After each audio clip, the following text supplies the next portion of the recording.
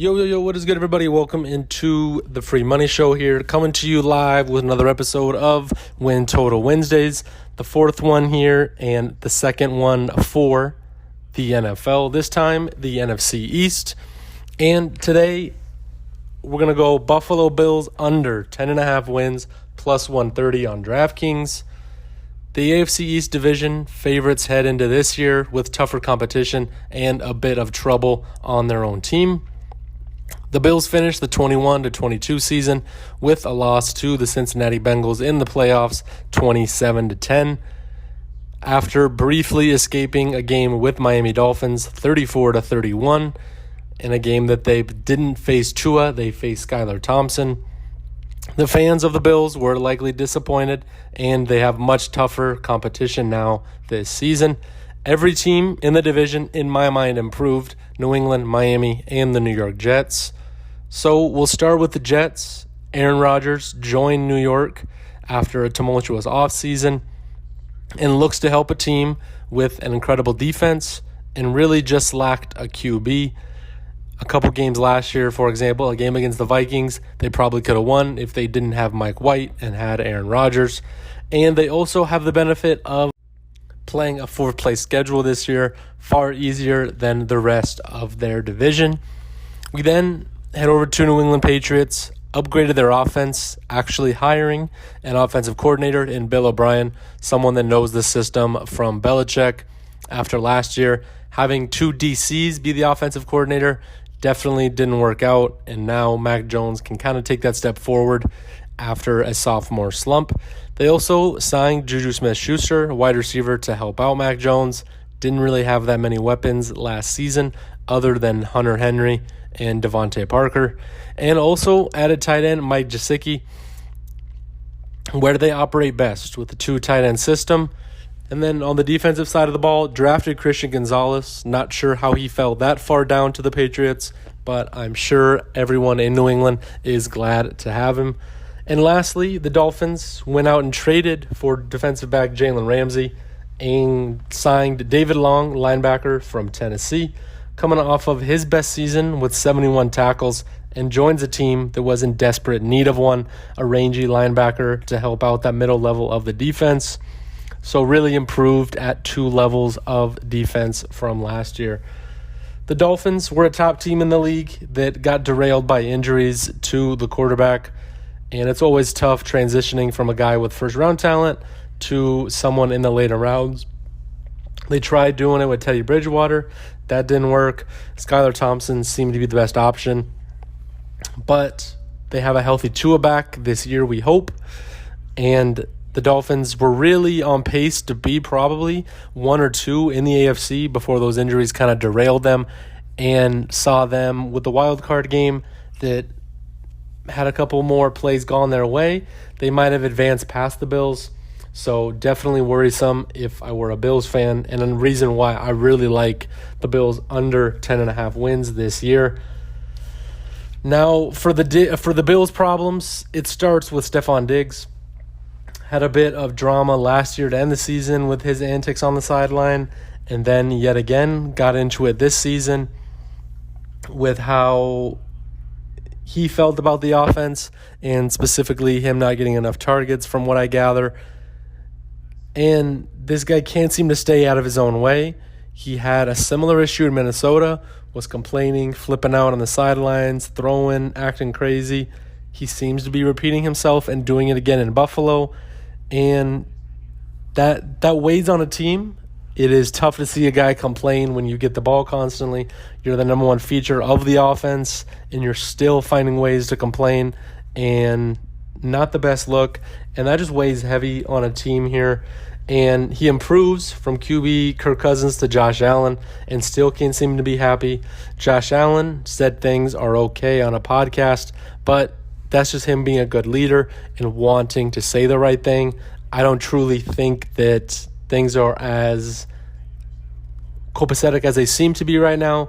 And I think that if the Bills struggle, which I think they do to start the year, it will be tough.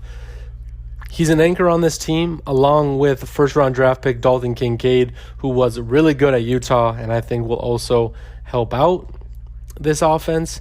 but that comes with a problem of Diggs. And also on the defensive side of the ball, Leslie Frazier left the team as defensive coordinator, and this is a pretty big deal in my book. Frazier, great DC, not so much a head coach, and that is where Sean McDermott comes in. I don't think he's a good coach. There's many games that he doesn't use challenges properly, doesn't use timeouts properly. The Chiefs game alone in the playoffs a couple years ago, if you pride yourself on being a defensive coach and you give up a bunch of points with 2 minutes to go, definitely not the best. It is Patrick Mahomes, no doubt about it, but when you have a lead and are gifted a lead, it's tough to come back from a situation like that. He now has to take on more of the defensive workload. This is now his defense, and I don't trust someone that can't manage a game properly. The Bills seem to underperform here for a couple years now, and this may just kind of all come to a head with Sean McDermott and that defense kind of falling off a little bit. And not an arrangement that's going to support this team winning 13 games again. And when you go over the schedule, it starts out well, but then gets tougher as the year progresses. Week 1 at the New York Jets. No clue how that game goes. Going to be a very good litmus test for them. 2 guaranteed wins that I would say at home against the Raiders and Week 3 at Washington. Both those teams not to the talent level of Buffalo Bills. Week 4, a divisional game at home against Miami. Miami almost beat them last year. We'll definitely give them trouble yet again. A home game with the Jaguars. Trevor Lawrence, kid's pretty good. After that playoff game against the Chargers, you got to put some respect on his name. He was balling, and I think that he will do it here again. Week 6 at home against the New York Giants. Will Saquon play? We hope he does for this game, and the Giants pay him so they can help out Danny Dimes and get a win for the Giants. Week 7 at New England. Bill Belichick has outcoached McDermott many times before. Who's to say he won't do it yet again? I think another win for him versus Tampa Bay at home. Tom Brady's gone. Baker Mayfield is going to be tasked with it, but he is pesky, so may keep it close. Week 9 at Cincinnati, I think is a loss here. Joe Burrow, better quarterback than Josh Allen, better offensive weapons, better team. The Bengals will take care of business. Then this is where it gets brutal to finish the season. Week 10 versus Denver. Sean Payton's there. Look for Russell Wilson to bounce back with the better coach. Week 11 versus the Jets. This is about the midway point of the season, and now we're going to see these teams kind of figure out their identity and who they are.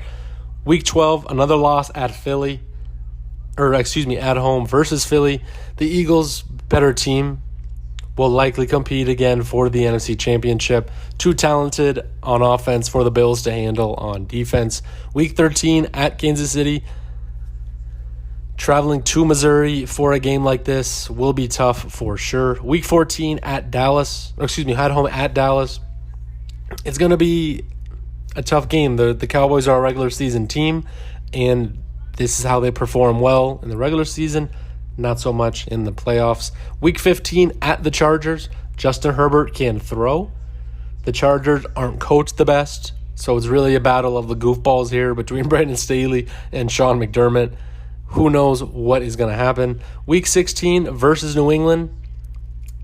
The Patriots might still be in the thick of it, while the Bills, who knows, they'll probably be, I'd guess, 8-8 at this point. Just kind of how tough the opponents are. Would be a huge win for us to secure the win and the Patriots to beat the Bills. In the Week 17 at Miami, they avoid the heat a little bit and get the cold weather for a road game at Miami.